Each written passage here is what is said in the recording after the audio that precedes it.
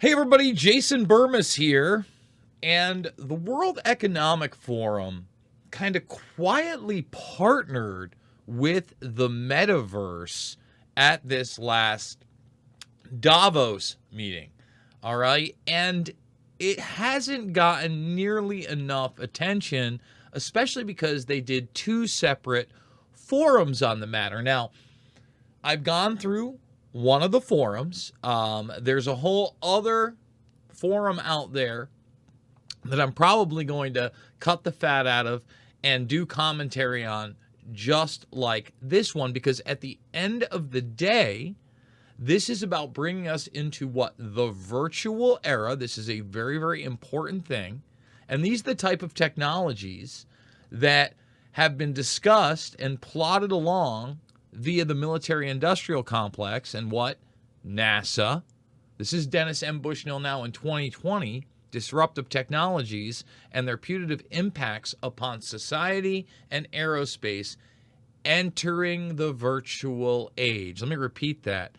Entering the virtual age. And we often talk about this document right here, the Future Strategic Warfare document, right? And you look at all the tools at the disposal in 2001 and predicting that the bio-nano era, okay, it would enter in, did we already pass it? Looks like we did right there. It would enter in 2020, and then the virtual age would be next. And we'll display to you that at the end of the day, the virtual age is us merging with machines and people, quote unquote, uploading their consciousness. So when the World Economic Forum tells you these things, believe them.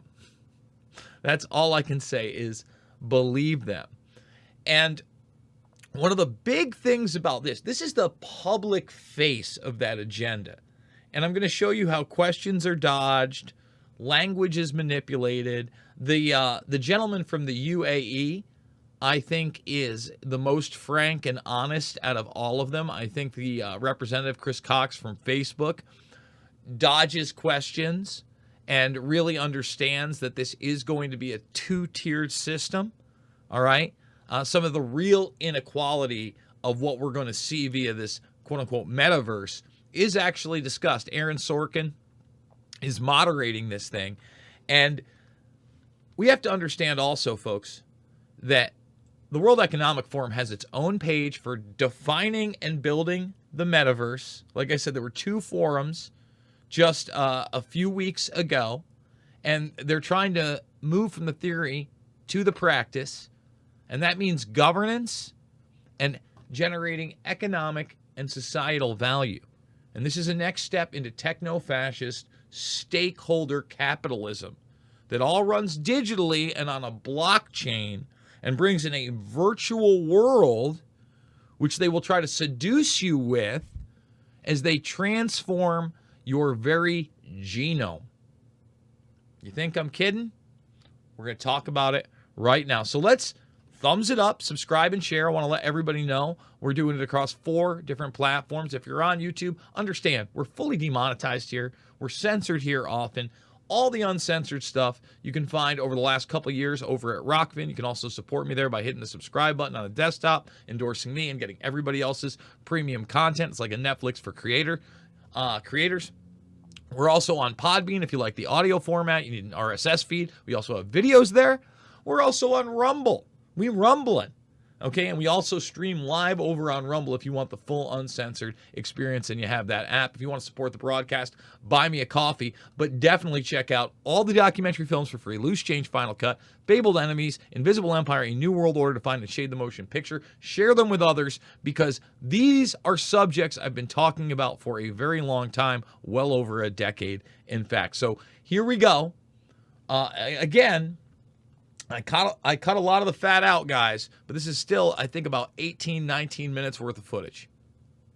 But there are so many issues that the metaverse raises, opportunities it creates, and we're going to dig into all of them this afternoon together. And we have an amazing group of people here to talk about these issues of governance, of potential regulation, what those opportunities really look like, potentially even issues around inequality. And then we'll get into the innovation and tech side of it.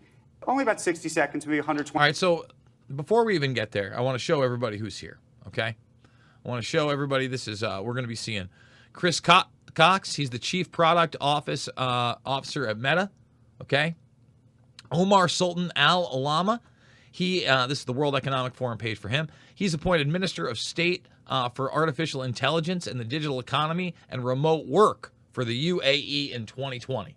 All right, so a lot of this is based in what? Global governance in every sense of the word, and merging a digital reality with our very own reality. Okay, that's extremely important. And the reason I say that this is the face and not really the driving force, right? Some of these people are players for sure, but they're putting out the agenda. Peggy Johnson, she's there. The metaverse will be unlocked by augmented reality, Magic Leap. So this kind of, some people will really be at the meeting and some people will be digitally in the meeting via the metaverse. And that inequality is also talked about. And then you have one of the creators of Second Life, Philip Rosedale. And I think that he's frank at sometimes, but again, a lot of this is just pushing the agenda. In other words, gun control finds its way in here. The tragedies in Texas and Buffalo.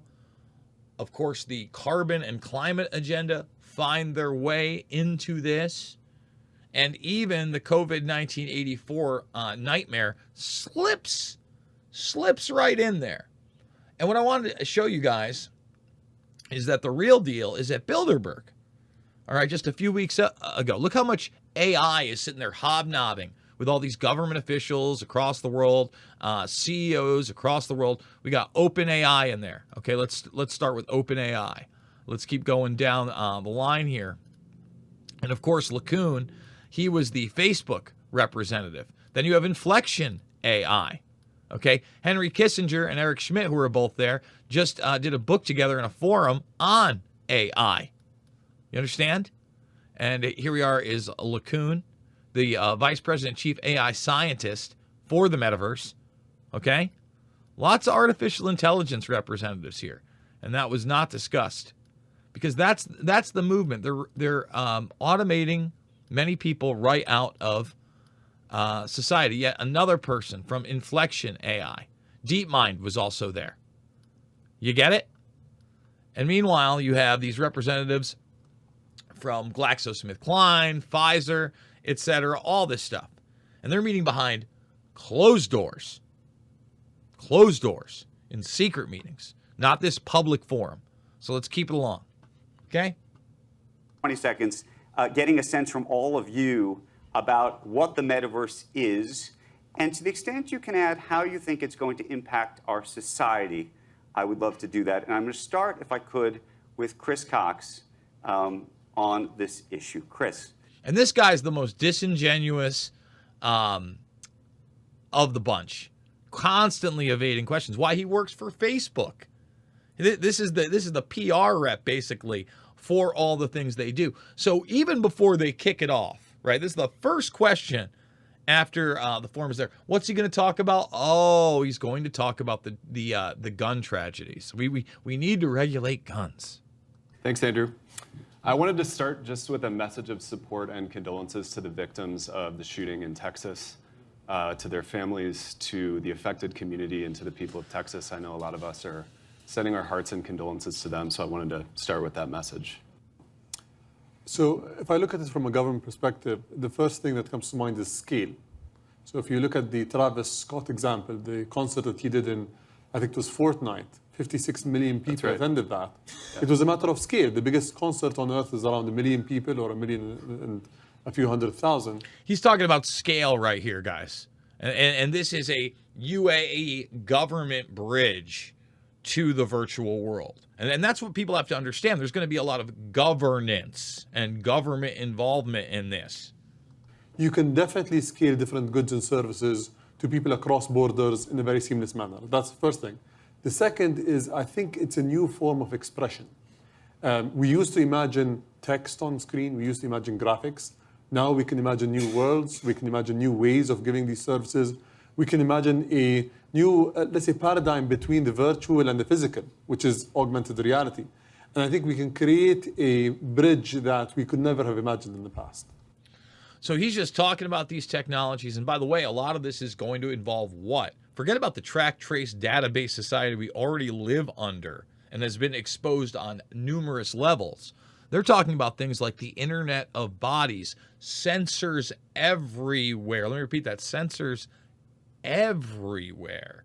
And privacy is brought up a couple of times. And this guy, again, is the only guy that really talks about it frankly, that most people have no idea. And there should be a course just now for people who are going to go on the internet as they're in school and what they're actually giving away.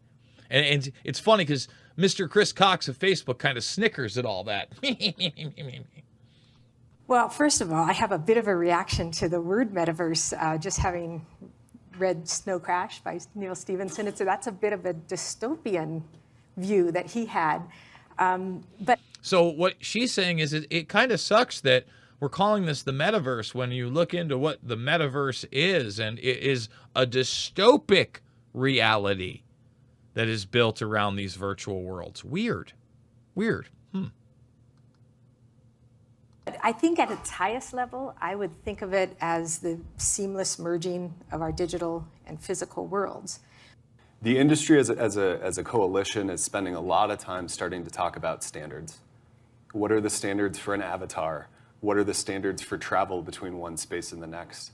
What are the standards around privacy, around encryption, around how things like report buttons will work? The report button is the key element to help somebody in an unsafe situation flag something about it. The report button in an unsafe situation, standards and practices. Now, obviously, there are going to be varying levels of immersion based on what kind of technology you're going to be able to have access to and afford. That's number one. But number two, here's one of the big issues. Freedom of speech on these things, forget about that. That's not even, when they're talking about safety, these people constantly want to keep us safe. We showed you the commercial earlier in the week that Facebook is now advertising that they have a team of 40,000, larger than the FBI, to keep you safe. Who decides what needs to be safe? And how we manage those experiences as an industry are going to be some of the most important questions on how we build something that's safe.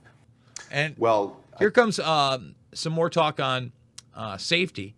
And this guy, the Second Life guy, actually talks about how technology is benign. In other words, it can be used for good or evil. And we often talk about that here. So this is an interesting quote. I certainly think from a technical perspective, we can do everything here. I mean, between the various technology companies that are working on this now at such scale, we definitely can make anything we want technically happen. I think the question is, and if you're asking, can we have a form of interoperability, say an identity and moderation that is a stable, positive environment? I think that's certainly true. So it's intriguing to note that technology is kind of neutral. But right now, we're appropriately concerned with some of the negative impacts it's had. But I think the metaverse experience and the particular experience of bringing people together with the right shared rules, the right basic rules about how they can interact, does have the potential of bringing us all together worldwide in the way that we're doing it right here. And let me just say this. If we're really talking about that immersive of an experience, I would say, obviously the common sense rules that the vast majority of nations go by will be enough. But these people are going to want to micromanage everything, and include it on your social credit score and your quote-unquote trackable carbon footprint. We've all seen that World Economic Forum clip going around. We've all seen Klaus in the House talking about comms in your brains. Now, we're going to show Klaus a little later. We're going to show the NASA footage and how they're even utilizing NASA technology to be able to track, trace, and database you, say, if you're wearing a mask, because they can just go right in on that heartbeat. Well, your heartbeat is just like a fingerprint, especially if they have an internet of bodies roving around. Let's continue on here. This clip right here starts talking about the advent of 3D meetings, people being in meetings, and then again, that augmented reality of others. Do you think the World Economic Forum will live in the metaverse? Do you think we'll actually travel here a decade from now? And by the way, just give us even a time, from a technological perspective, a timeline for which this conversation, which seems somewhat theoretical to people, is actually a reality. So a couple things. I do think we will replace some amount of travel with 3D meetings because, you know, pre-pandemic, I would get on a plane and fly cross country for a 2-hour meeting and then back again. And looking back at that now, it's like, why did we do that? Because we've proven we can do meetings, okay. But the issues that you would have really truly replacing a physical meeting is you want that empathy that you feel when you're sitting next to someone, you see their body movements, their gestures, their eye movements. Much of that can be done in a 3D meeting. So when we put devices on, in fact, we used this a lot, my management team during COVID, we would wear the devices and call each other, and I would have a meeting. All my team would be there in my living room. And they were depicted, though, as generic avatars, because you need to have cameras on you. If you're going to depict Andrew Ross Sorkin, you're going to need to have a bunch of cameras on you so we can capture you in 3D. Well, we didn't have that, but we did know where people's eyes were. We have 4 cameras on our device looking at your eyes so that we know where to place the digital content. Right. But I then could see, if you were looking at me, I could see that. And there's a feeling you get when someone's looking at you, even in this augmented world. And if you walked around my living room and behind me, I could hear you. The spatial audio is awesome. And there's just an empathy that you get in a 3D meeting that isn't possible right now in our 2D video conferencing. So I think a fair amount of those meetings can be replaced. Let me ask you a governance question. So before we get to the United Nations, maybe ruling over this, the economy, I want you to think about that right there. First of all, haptic feedback suits may not even be necessary. We've always talked about the gloves and the suits, and that's what we see a lot, but they're talking about magnetic resonance rooms. The World Economic Forum, we've actually shown these videos where that's going to give you the sense of, touch. 5 senses virtual reality is again and again discussed by Dennis Bushnell of NASA. That's why we go back to those documents. Even what's commercially available now, you can kind of keep tabs on the people who are using avatars. Now, obviously, eventually, this is going to create have and have-nots, and we're going to get into that in a moment. But, kind of going across the line, and again, we trimmed a lot of fat out here. Right now, they're going to talk about the economy and government, okay? Please. The internet is somewhat borderless, but is defined by regulations in every country. It gets more complicated, I think, in the metaverse, in that really, if it works the way it's supposed to work, it should be a borderless world. And I could be in New York, and you could be in the UAE, and Philip could be in Hong Kong. And the question is, whose rules are supposed to apply? Chris mentioned this tragic shooting that just happened yesterday, and I was thinking actually of a fascinating and I think actually very scary situation, which was 2 weeks ago up in Buffalo, New York. There was a shooting that was taken live on on Twitch, and then taken down. And a lot of the other social media companies took it down around the country in the United States. Yet there's a law in Texas, interestingly, that's supposed to be about free speech and censorship, that says you actually have to leave it up. You'd actually have to leave up the video of the shooting. Now, let me just stop you there. I don't know that that's the case. If that is the case or that's happened in the past, I'd love for somebody to send me that. I think that this is a really faux argument that's being made. And I think what it does is it creeps in more global governance.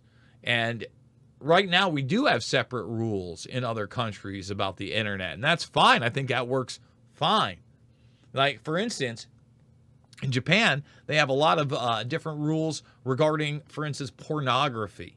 In the EU, they tear stuff down all the time with copyright infringement or defamation where it doesn't happen in other countries. Okay? In fact, I hate the EU's rules right now. I think they're very, very disturbing. In this country, it's getting worse and worse by the day. And we also know that the EU has a ton of hate speech laws. Terrible, terrible stuff. That's how it should be regulated. But again, because this is the World Economic Forum, and they're trying to move from the bio-nano era, which we're in right now, as rapidly as they possibly can into the virtual era, they need to harmonize these things together in their own words. Which is extraordinary. And so I imagine there's going to be different rules in different countries, in different states, and how you, as somebody who's a government actor, thinks about that in this new world. Absolutely. So there are different types of risks that we need to pay attention to. There are risks that need to be enforced by government, let's say financial transactions that happen in the real world for goods that you buy in the metaverse, like you mentioned, the Air Jordans or the monkey yacht that you talked about, or the bored ape. I call them monkeys, but that's an insult to the bored apes. So if you actually pay money for that and you don't get it in the metaverse, someone needs to enforce that action, right? So that's one type of issue that governments need to talk about and in some way, shape, or form come to an agreement of how that's going to be enforced. Then there is the more extreme aspect, which is terrorism, really terrorizing people on the metaverse, because the difference is, if I send you a text on WhatsApp, it's text, right? It might terrorize you, but to a certain degree, it will not create the memories that you will have PTSD from it. But if I come into the metaverse, and it's a realistic world that we're talking about maybe in the future, and I actually murder you, and you see it, it actually takes you to a certain extreme where you need to enforce it aggressively across the world, because everyone agrees that certain things are unacceptable. So let me just stop that there. Excuse me. I think that this is, again, a really ridiculous argument, as when we're talking about these kind of virtual worlds, safeguards can be built in. And how immersive are we really going to see in the next 5 to 10 years, right? I expect the headsets will shrink. The problem is that when you're talking about this now, you're probably talking about people taking literal brain type chips where the feed is directly into your brain via these comms, and it is that immersive. But even then, because it's software, you could easily build it out so that people couldn't just murder you in, whatever software you're running. Because obviously in some of these things, you are going to be, quote unquote, murdering people with impunity. Think about how realistic World War II and Call of Duty type first person shooters are. All right. And then even the sci-fi stuff. This could become very immersive and very real and very visceral. And obviously, if you're going to do that and sign up for that, I would imagine that you would want the person to be at least 18 years old, right? If we're going that route. But who knows what the norms of society are going to be. But it brings that false argument in my opinion, to bring in global governance and restrictions of these things and the use of quote unquote terrorism. Okay? There needs to be a conversation today at the level of the United Nations or the ITU or these non-governmental bodies where a certain standard is set. So again, nobody who's an elected official, and not the peasant class, but the corporations, the UN, the techno-fascists that have taken over. This guy's pretty candid, He's a little bit slick, but he's more candid than the other people, and at least very honest. Do you think that's... You do business all over the world, Chris. Yes, that's right. Obviously. Yeah. And you're dealing with different laws and different regulations in many different places. Is this doable? And is the UN going to be the arbiter of how this is going to, in a what we call it the splinter net and deglobalization? Is there a governing body that can actually make this work? There certainly are. If you look at child exploitation, if you look at terrorism, there are international organizations. Some of them are associated with the UN, some aren't.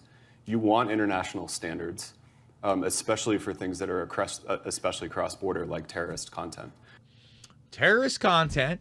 Let's empower the UN. Let's act like they do a great job at stopping child abuse and trafficking, even though the Ebola scandal that nobody's talking about just happened in 2020 and not their first child exploitation scandal. So you see how this rolls? Terrorist content in the metaverse. Oh, who's going to decide what terrorist content is in the metaverse? It'll all be selective enforcement like it is right now. All right? And narratives that are pushed on by people like this guy, Chris Cox. Okay? Not great. So here we have, the gentleman from Second Life pushing the United Nations with a singular rule set. Maybe a more controversial statement, which is, Second Life's always sort of thought of itself as a kind of a new country. And it was something that I often said when we were getting started. And I do think that while local community regulation is ultimately what we must build in the metaverse, if we have any hope of having 1 billion people regulate themselves as they do in the real world, I think that in the same way that the UN emerged, I bet you that as these shared systems become more useful, say just for meetings, we will collapse to a more singular set of rules, say around intellectual property or privacy. We can't do anything else. I mean, I think the efficiency will drive it. Is there a way? Right there, he says efficiency will drive it. We'll have one singular set of rule set, just like the United Nations came into being. Okay? Think about that. And he even brings up privacy standards. What privacy? No one's guaranteed any privacy. I want to make that extremely clear. And here we're going to talk about owning your own info. Aaron Sorkin kind of brings up, is there any way we could do this? Come on, I mean, we should be able to do this, right? Blah, blah, blah, blah, blah, blah, blah, blah. And Chris Cox, again, just talks all the way around it because he knows you don't own squat, baby. We're taking it all. Forget about the Internet of Things. Forget about your geolocations and your metadata and your behavior. We want the Internet of Bodies too. That's the movement from the bio-nano into the virtual age. Not even 100 thumbs up over on YouTube. Can we get them up, guys? Can we get this information out? Who's covering this? Who's covering this forum? Way to do it, where the user owns their own data. I mean, one of the sort of benefits of Web3, some of the blockchain things that we've talked about that may exist in terms of layering on top of this, there's this idea that maybe you could own your own data and even maybe sell it to maybe a Meta or to other. I mean, how do you see that? So first, the user should control their data. That's like, the user should control their data. They always say, this is the same talking point you saw at all those show trials and hearings on Facebook and how they were bad for the algorithm spreading misinformation. The user should always control their data. Give me a break. So at any sort of combination of events, the user should have the ability to delete, to understand, and to have controls over how their data is used. The user should understand that having data aggregated means they can have a much more relevant service. I mean, the exchange of, you can have ads that are relevant to you or ones that are generally irrelevant to you, is an exchange that comes along with basically agreeing to have data collected in a privacy-safe and aggregated way. Right. So, but we all, and I'm here in Europe with all of you now, and we all just click on the accept the cookie. Yeah. And even though we now have more control. We don't all do that. We don't all. Some of us know our way about cybersecurity, and we've already set up dummy accounts and bot accounts with all types of things that make us very anonymous. There are a certain few that actually know how to do that, but we don't. Come on, we're not all total morons. We don't all just submit to the system. I mean, that the Cox guy rubs me the wrong way all over the place, guys. Let's bring it right back. Just watch. Oh yeah, he's got his talking points. He noticed he never said you were going to own your own info or there was going to be any privacy whatsoever. It says you should understand what's being done with it. Okay. Right. So, but we all, and I'm here in Europe with all of you now, and we all just click on the accept the cookie. Yeah. And even though we now have more control. We ostensibly have more control, but in some ways we have less control because it's very complicated. It's too complicated to actually control. So, is there a way to change that dynamic in the metaverse? No. Well, there is this thing. When you go to university, you have this orientation class. You get oriented into what is expected from your university and what you should do. You get that at work. You get that in life in general.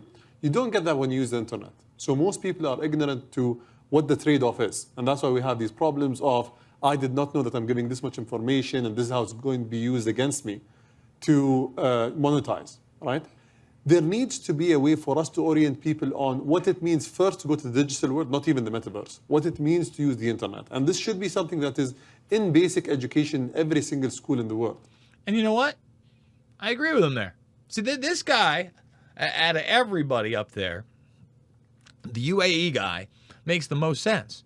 I mean, they should actually let you know how many times, every hour this thing pings back to headquarters with what kind of data. IoT data, Internet of Things data, geo data. All right? How many times they're using voice recognition technology that isn't considered recording your conversations, or video technology that isn't what? Considered videotaping or taking your picture. People should understand that. And think about how much at a higher level you're going to see via the metaverse and these virtual worlds. Yet we don't.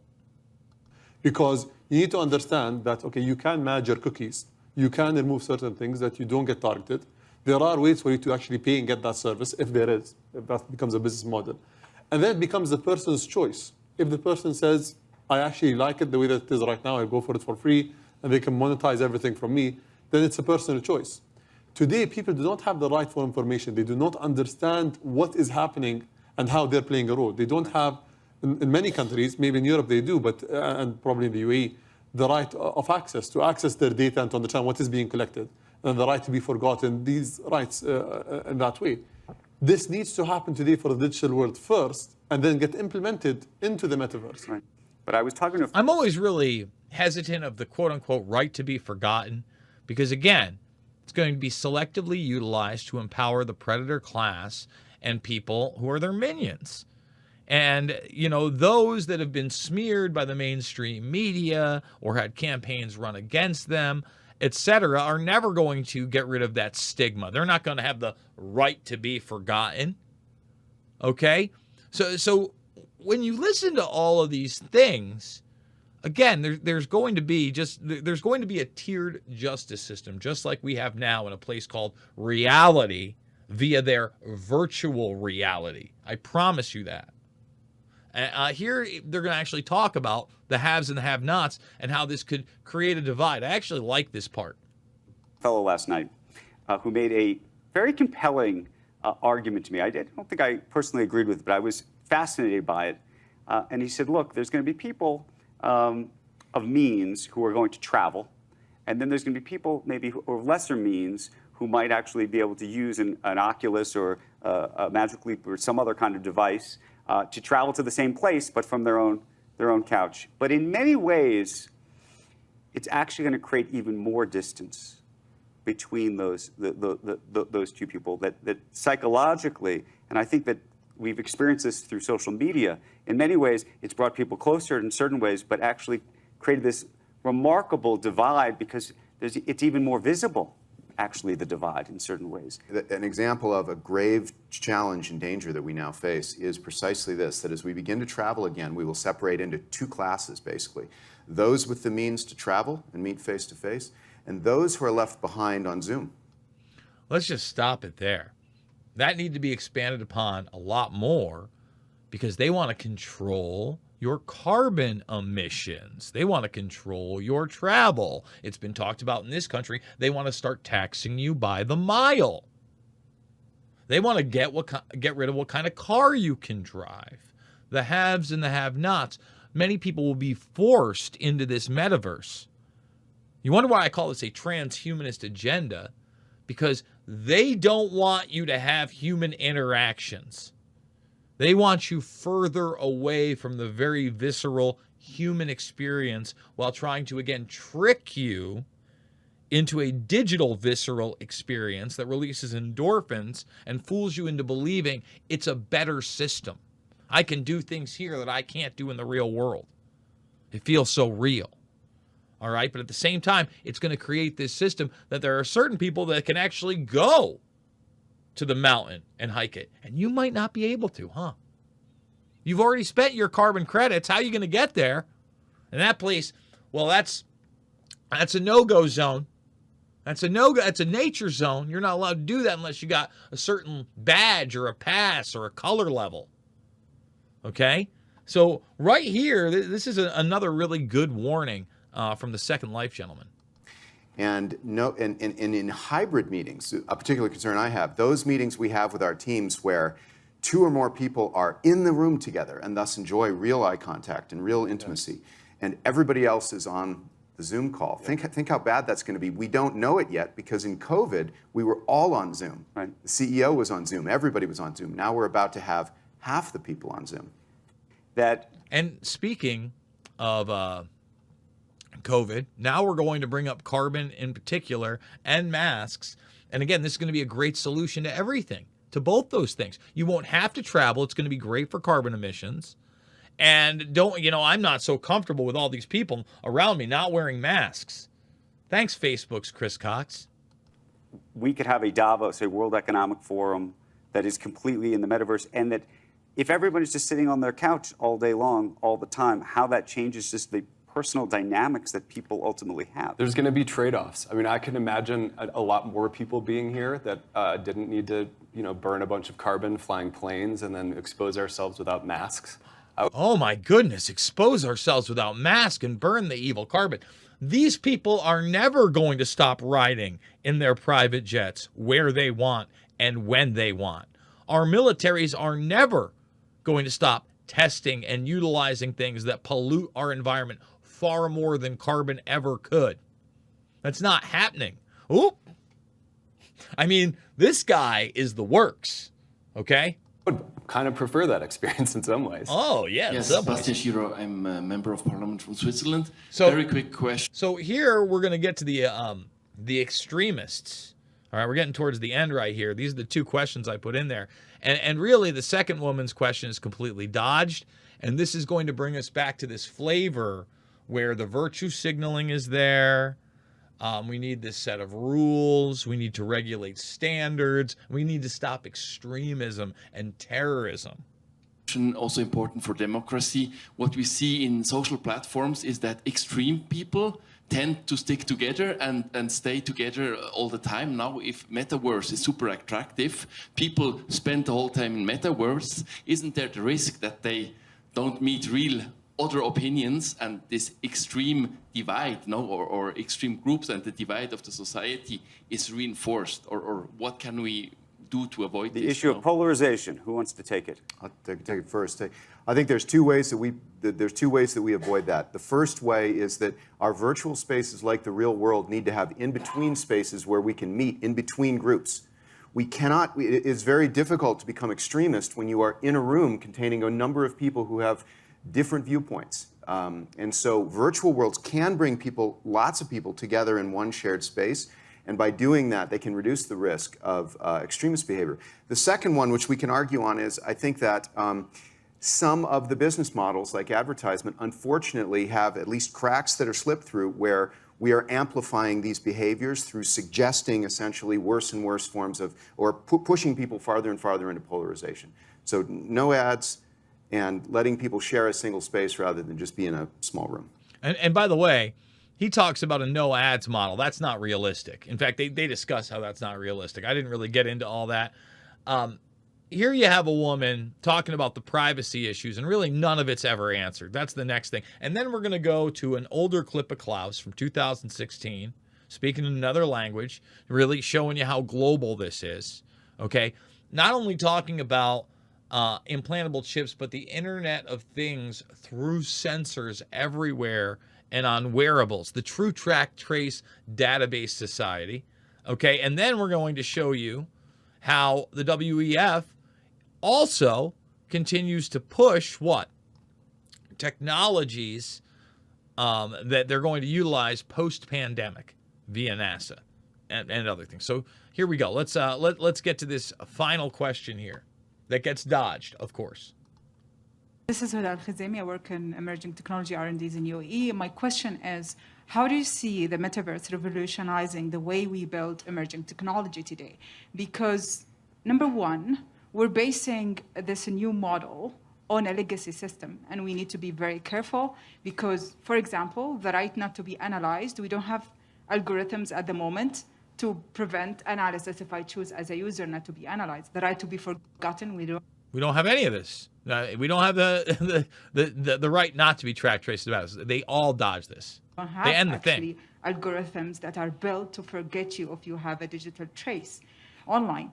Plus, the fact that this technology is built on specific type of security parameters, cryptographic parameters, that if the next evolution, as we have seen today, there was a declaration from the IBM CEO saying within 2025 we will have quantum power. And if we have quantum power, it deems 70% of our security obsolete. She's killing it. She got real questions, and they don't answer any of them. So what would happen to the metaverse in this sense? So how can we change the development change of technology here? The way we develop technology for the metaverse, how can we change it? How would it impact the emerging technology norms that we are building, number one? And number two, how can you build a ripple effect? 40% of the world is disconnected. How can you build a technology where it creates a ripple effect, automatically connecting the rest of the 40% of the world? Sure. Because you're focusing on connecting the actually 60% who are connected. Thanks. Let's get So again, they'll answer the end question of how they're going to connect everybody, but nobody wants to answer the privacy issues. Let's get a view from Chris real quick and a view from our government official on the same issue. So first is, I think, to the question of how do we build something that's inclusive, I think part of what's so good It's about always the way the inclusive metaverse is and diversive, and it's going to be creative. This guy's the worst. happening is we're in the very early stages, and we're having the conversation at Davos. We're having the conversation in among industry. The internet, in some ways, just happened, and we found No, it ourselves in many cases scrambling to understand how to apply some of the safety standards we wanted. We hadn't figured out encryption when the internet was born. We hadn't figured out examples like the right to be forgotten. I think the good news for now is we're going in with at least the internet as a set of examples that we can use for better and for worse on how we solve some of the problems. To the question on connectivity, a lot of us, collectively are working on connectivity. There's going to need to be infrastructure that's not built yet, one. I think a number of the folks here and a number of the panels have focused on that infrastructure. But I think number two, we need to make sure that it doesn't require expensive hardware. There needs to be consumer experiences on phones. We're quickly getting to a world where most people are going to have a phone, where they can have access to the experiences so that we're not building a universe for expensive, sort of wealthy, sort of early adopters. Let me just stop it there, and then we're going to get into this World Economic Forum piece where they talk about some of the technology. He knows damn well that it's not so much going to be phones, especially 5 to 10 years if they get their way. It'll be Internet of Body devices, the comms, which are discussed. That's the infrastructure that they want to build. Okay, so let's play. See, I do this sometimes. I forget that I'm on certain shows. I was on Quite Frankly last night. You can follow him at Political Orgy. I'm probably going to be posting that as well on my channel. It was great to be on his show. He rocks it. This is actually my PayPal if you want to support me that way, although buying me a coffee would be great.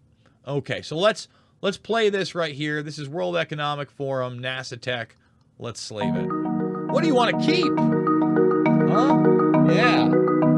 5 ways. Let's lower it now. You know what? Let's get rid of all the music. I can't stand it. 5 ways the pandemic's just going to change everything forever. We're going to have offices reimagined. Remember, we were talking about these 3D meetings. They're going to show different. Everybody's wearing a mask. It's the best thing since breakfast. I love it. Can't get enough of it. There's Purell everywhere. There's QR codes. All right, we're going to reimagine everything. You're going to have 15-minute advent spaces because you're really not going to be traveling much. You're going to be in your little pod, right? They're going to be hubs. They want you all together, okay? And then bars, gyms, galleries, networking opportunities because you're living on top of each other. Everything's a 15-minute walk from your home, right? Cloud markets. So these cloud markets are basically, just everything is made to deliver. They're small places. They're not actually restaurants where you gather with people. This is transhumanism. Again, everybody's wearing a mask. We're going to deliver your services, okay? And then you can be identified by your heartbeat. They slipped this one in here. Forget about the facial recognition systems because, hey, they're often stumped by the masks, all right? But your heartbeat is just as unique as your face. And NASA has invented a system that can ID you from your heartbeat using a laser. They love you. They love you. And digital technology is also going to change the way your children learn. Okay, there's going to be a lot more AI involved. There's going to be these headsets involved too, on the way to a transhumanist future. And here's Klaus and the gang. It's my man Klaus. All right, and somebody actually put the subtitles here so we can follow along. Okay, and let's just get it with right here. Au bout de ça, on parle de plus qu'on pourra Oh, s'implanter. Ce sera chips in quand? your head.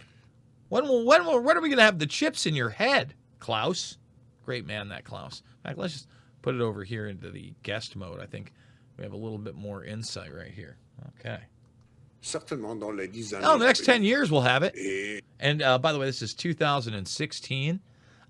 So he's talking about on a mass level, it already exists. We're going to show Dennis Bushnell, the man behind the documents, Future Strategic Warfare 2025, and the Entering the Virtual Age document. There's already a couple 100,000 in 2018. et d'abord, on va les Look, we're going to implanter, implant stuff dans in our nos clothes. vêtements, c'est-à-dire wearables, comme on le dit. Et après, on pourrait s'imaginer qu'on les They're going to implant them in our brains and in our skin. Awesome. implante dans nos cerveaux ou dans nos topos. Et à la fin, peut-être il y a une communication. And we're going to have a direct digital communication between our brain and the digital world and this metaverse. En direct entre notre cerveau et le monde digital. Ce que nous voyons, c'est une sorte de fusion. It's the fusion of the physical and digital and biological world. It is the fourth industrial revolution. Okay, so I want to play this clip. This is Bushnell talking about that merging with machines. And then we're going to play him actually talking about how, at the end of the day, we're uploading our consciousness, and we either become machines, they become us, or you have human-contaminated machines. Humans are now becoming cyborgs. We have cochlear implants to hear, artificial retinas to see, artificial hearts to live, artificial limbs to move, artificial organs to function, and brain chips. There's a couple 100,000 people wandering around with brain chips now to fix congenitally defective brains and increasingly to fix memory and other things. DARPA's working on brain chips for super soldiers. And people are now working, thanks to Musk and other people, funding direct machine-brain communications. It's not us versus them, us versus the machines. We're merging. And this is the human evolution of the humans. There is no more natural evolution of anything. People are convinced that the human evolution of everything is 10 million times faster than any natural evolution. And so this is just part of the human evolution of the humans, which will apply in a little bit when I talk about something else. Now, I want you to think about that. You don't have a choice. We're merging with the machines. Evolution is over. We're taking it over. I'm a representative of the military-industrial complex, of that scientific, technological elite that Eisenhower actually warned about in his farewell speech. Okay? And I'm going to bring up now the clip right here. Let me get this. The machines are capable. Oh, sorry. Right here where Bushnell lays it out again. Right here. What's going to happen? What do we do with all these people? Well, again, we're going to and here's the thing. When they talk about the virtual world and uploading your consciousness, that in the very beginning is really going to be just a trick and a lie to cull poor people that have already essentially assimilated with the Borg, that have adopted these technologies, that have been champions of transhumanism. And the last grip will be able to trick them into believing they can somehow upload their very humanity, their consciousness. No, they can't. Okay? So here you go. Here's what we do. Robot teacher tends to be better. There will be essentially no jobs the machines cannot do. We currently have creative software that are doing ideation just as good or better than humans now. The creative jobs will be the last ones to go, but I have not been able to discern any jobs that machines cannot do as machine intelligence and all the rest of the autonomous robotics develops. So now we're to your question, okay, what do you do with these people? There's essentially three options. You've covered one, which is the guaranteed income. And the machines can produce the productivity, the wealth necessary to pay this. It's just the machines do the work instead of the people. Yes, you have to change the cultural milieu, but you know, this is eventually doable. So universal basic income being talked about, automation, and the fact that most of us are just going to eventually, I guess, become useless eaters and allow automation to dominate humanity on benefiting economic growth for a predator class hell-bent on transhumanism. But here we are. We're going to merge with them. That's what's actually going to happen, right, Dennis? This is only one approach. The second approach is the fact that what's changed since you last looked at this is the whole technology level, and we humans are now converting ourselves into cyborgs. We now have artificial retinas, artificial hearts, we have brain chips. DARPA's working on brain chips for super soldiers. We can have a high bandwidth COM port built in, so we don't have to use the sensors, and they're very limited bandwidth. And eventually this all ends up with uploading into the machines, and instead of us versus them, humans versus the machines, we become them, or they become us, or you end up with human contaminated machines. Now, Human contaminated machines. We become them, they become us.